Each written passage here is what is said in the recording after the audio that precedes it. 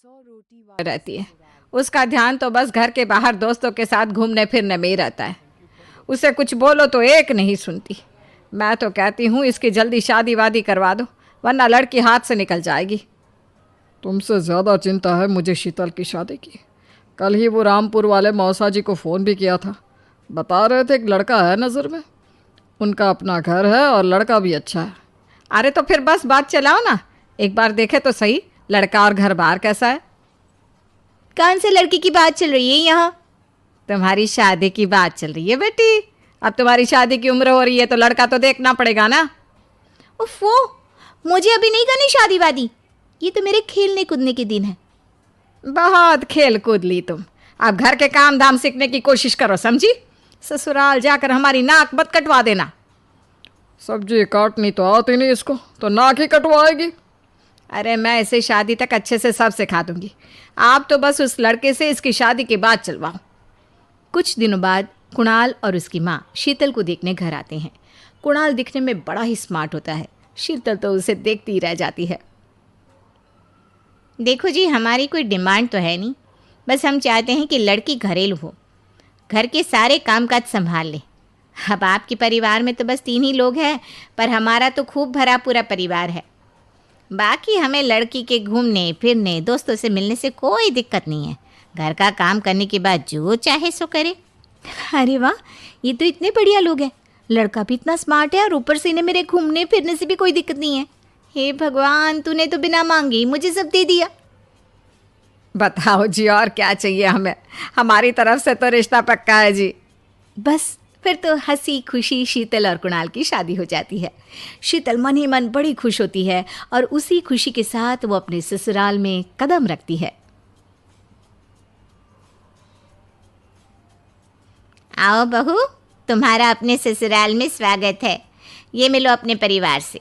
ये तुम्हारे ससुर जी, तुम्हारी ननद सुनीता और गीता, सुनीता के पति राजेश और उनके 2 बच्चे राजू और चिंटू।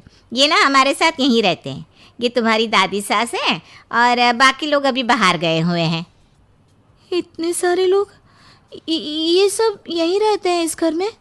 अरे अभी तो मेरे देवर देवरानी और उनके 3 बच्चे यहाँ नहीं है। उसके मायके में भी शादी थी ना, तो बस वहीं गई है। कल तक आ जाएंगे। हे भगवान, ये घर है या धर्मशाला? ये सब एक साथ इस घर में कैसे रहते हैं? मुझे तो पता ही नहीं था इनका इतना बड़ा परिवार है। अब समझी कि कोई डिमांड क्यों नहीं की इन्होंने। ये सब चाल चले मेरे साथ। अरे बहू, खड़े खड़े क्या सोच रही हो? चलो अपने कमरे में जाकर आराम करो। जी माँ जी। अगले दिन शीतल का ससुराल में पहला दिन होता है। शीतल रसोई में जाकर सबके लिए खीर बनाने लगती है। तभी उसकी ननद सुनीता आती है। अरे वाह भाभी, आज क्या बना रही हो? बस दीदी, आज वो पहली रसोई है ना, तो खीर बना रही थी। अरे भाभी, ये खीर वे रहने दो। घर में 4 लोगों को शुगर है और कुछ लोग मीठा ही नहीं खाते। आप ना सीधा खाना ही बना दो। क्या फ़र्क पड़ता है, मीठा बने या नमकीन? बस बहू के हाथ की पहली रसोई होनी चाहिए ना। जी दीदी, तो फिर मैं खाना ही बना देती हूँ। आप बता दो खाने में क्या बनेगा? बस सिंपल सी कोई सब्जी बना दो, जैसे आलू गोभी या आलू मटर, और उसके साथ रोटियाँ सेक दो। हमारे परिवार में अब तुम्हें मिलाकर पूरे 20 लोग हो गए हैं। 15 बड़े और 5 बच्चे। बड़ों की 6-6 और बच्चों की 2-2 के हिसाब से रोटी बना देना। चलो मैं चलती हूँ, सब देख लेना। हाँ, बड़ों की 6-6 रोटी मतलब कि 15 लोगों की 90 रोटियाँ, और बच्चों की 2-2 रोटी मतलब 5 बच्चों की 10 रोटियाँ। 90 और 10 मतलब कुल मिलाकर 100 रोटियाँ। हाय, मैं तो मर गई। 100 रोटी अकेले कैसे बनाऊंगी? माँ, ये तुमने मेरी शादी कहाँ कर दी? शादी से पहले तो मैंने कभी 4 रोटी से ज़्यादा नहीं बनाई। शीतल एक बड़ी सी परात में 100 लोगों के हिसाब से आटा निकालती है और उसे गूंथना शुरू करती है। आटा गूंथते गूंथते शीतल के पसीने छूट जाते हैं। उसके बाद बारी आती है रोटी बनाने की। शीतल एक एक करके रोटी बनाना शुरू करती है और 10 रोटी बनाते ही अपनी कमर पकड़ लेती है। हाय, मैं मर गई। मेरी कमर टूट गई खड़े खड़े, और ऊपर से इतनी गर्मी। मैं 100 रोटियाँ कैसे बनाऊंगी?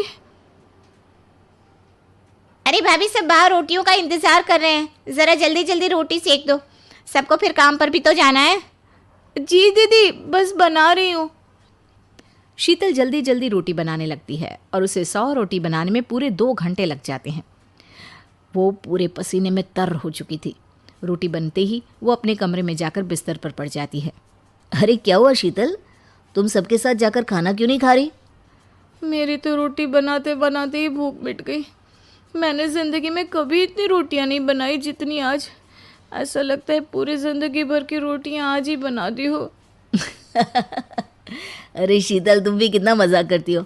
चलो अब मैं ऑफिस के लिए निकलता हूँ, शाम को जल्दी आ जाऊँगा, फिर हम दोनों बाहर खाना खाने चलेंगे, ठीक है? शीतल इतना सुनते ही सब भूल जाती है और खुशी से पागल हो जाती है। घूमने बाहर?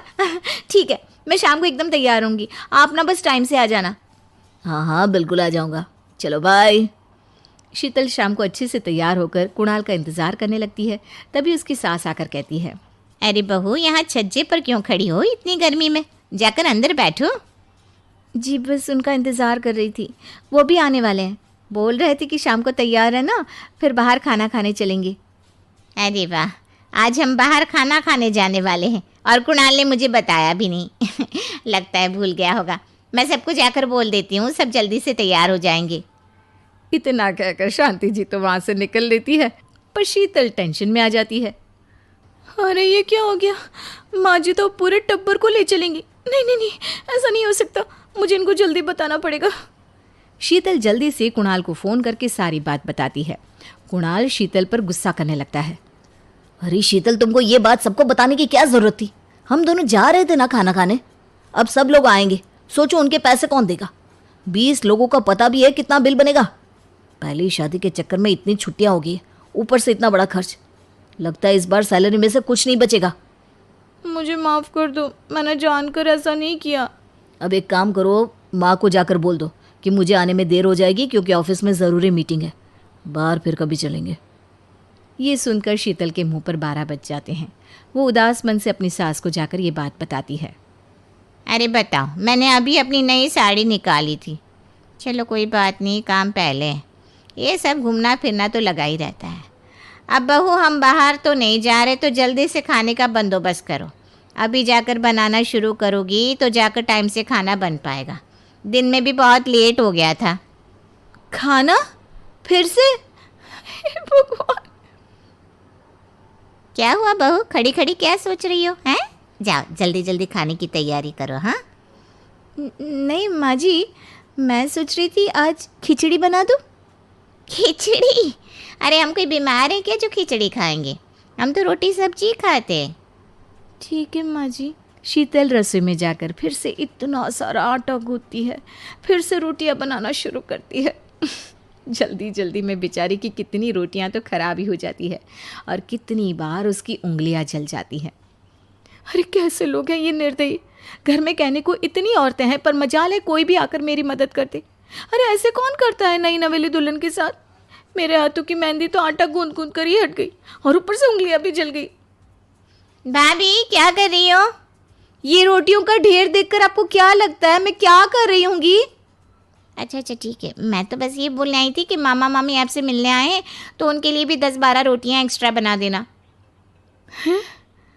अरे देखने आए तो देख कर जाए ना, रोटियां अपने घर जाकर नहीं खा सकते क्या? गीता के जाने के बाद शीतल रोते रोते रोटियां बनाने लगती है। उसकी हालत इतनी बुरी हो चुकी होती है कि कहीं से लगता ही नहीं कि वो नई नवेली दुल्हन है।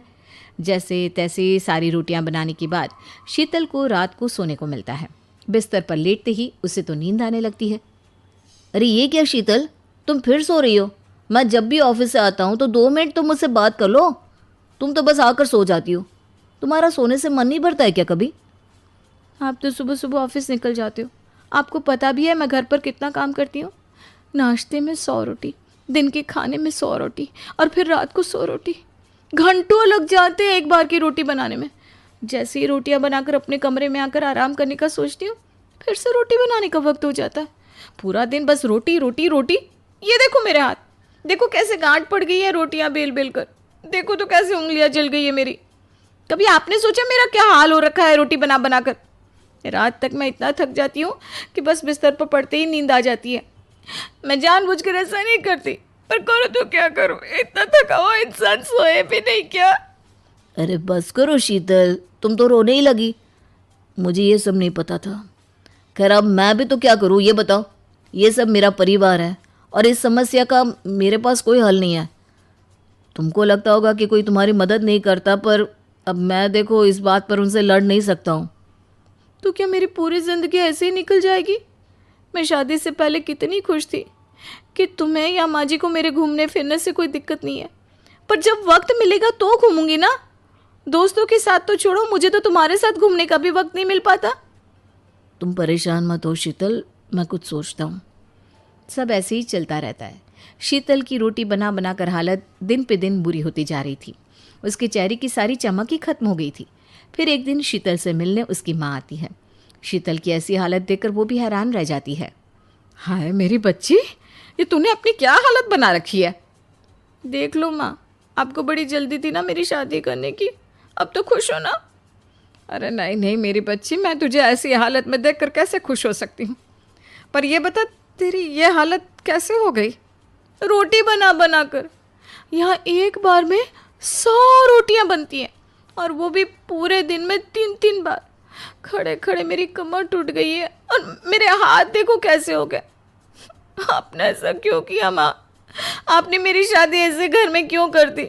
आपको पता था ना कि शादी से पहले मैं कभी रसोई में जाती भी नहीं थी, और अब देखो पूरा दिन रसोई में ही निकल जाता है। हाय मेरी बच्ची, मुझे ये सब नहीं पता था। मुझे माफ़ कर दे मेरी बेटी। मैं अभी तेरी सास से बात करके तुझे वापस अपने घर ले चलती हूँ। नहीं माँ, मैं कहीं नहीं जाऊँगी। अब यही मेरा घर है, यही मेरा परिवार है। मैं इनको छोड़कर कहीं नहीं जाऊँगी। शीतल मेरी बेटी, तो कितनी समझदार हो गई है। मैं तो तुझे ना समझती रही, पर आज तेरे मुंह से ऐसी बातें सुनकर मेरा दिल खुश हो गया। भगवान तुझे दुनिया की सारी खुशियाँ दे। चल अब मैं चलती हूँ, तो अपना ध्यान रखना। शीतल की ज़िंदगी फिर से वैसे ही शुरू हो जाती है। कुछ दिन बाद शीतल का जन्मदिन होता है। शीतल सुबह सुबह पूजा पाठ करके अपनी सास का आशीर्वाद लेने जाती है। मुझे आशीर्वाद दीजिए माँ जी। सुखी रहो, खुश रहो। पर ये बताओ, आज कुछ है क्या जो तुम सुबह सुबह मेरे पैर छूने आई हो? जी माँ जी, आज मेरा जन्मदिन है। अरे वाह, आज मेरी बहू का जन्मदिन है और बताओ हमें खबर नहीं है? जन्मदिन बहुत बहुत मुबारक हो मेरी प्यारी बहू। आज तो तुम्हारा दिन है, मज़े करो। क्या मज़े माँ जी, बस आज का दिन भी ऐसे ही निकल जाएगा। अरे नहीं नहीं, ऐसे कैसे निकल जाएगा? मैं अभी कुणाल को बोलती हूँ तुझे शाम को बाहर घुमाने ले जाए, ठीक है? ये सुनकर शीतल बड़ी खुश हो जाती है। सच में माँ जी? अरे हाँ हाँ, सच में, और क्या। चल अब जाकर दिन की रोटी बना दे और शाम को जल्दी घूमने निकल जाना। हाँ, शीतल बड़ी खुशी खुशी रसोई में जाकर रोटियां बनाना शुरू करती है। आज तो वो बड़ी ही खुश थी। उसे तो बस शाम का इंतज़ार होता है। सुनो शीतल, मैं ऑफिस जा रहा हूँ। माँ ने बोला है आज तुमको घुमा कर लाना है, तो शाम को तैयार रहना। ठीक है, मैं आपका इंतज़ार करूँगी। सारा काम खत्म करके शीतल अच्छे से तैयार हो जाती है। शाम को दोनों बाहर घूमने निकल जाते हैं। शीतल इतने दिनों बाद घर से बाहर निकलती है। उसे बाहर जाकर बड़ा ही अच्छा लग रहा था। आज मैं बहुत खुश हूँ, बाहर आकर ना बहुत अच्छा लग रहा है। और तुमको खुश देखकर मुझे बहुत खुशी हो रही है। चलो इसी बात पर तुमको यहाँ की फंसा चाट खिलाता हूँ। बिल्कुल। कुणाल दोनों के लिए चाट मंगवाता है, पर शीतल तो खा ही नहीं रही थी।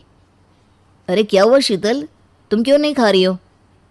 नहीं, मैं ये सोच रही थी बाकी सब क्या खाएंगे। मतलब मैं तो रात की रोटी बनाकर ही नहीं आई। हे भगवान, आज तो तुमको खुश होना चाहिए कि तुम्हें रात की रोटी नहीं बनानी पड़ी, और तुम हो कि ये सब सोच रही हो। नहीं, ऐसी बात नहीं है। देखो ना, घर में दादी है जो बेचारी इतनी बूढ़ी है, और माँ जी ने तो ज़िंदगी भर काम ही किया है।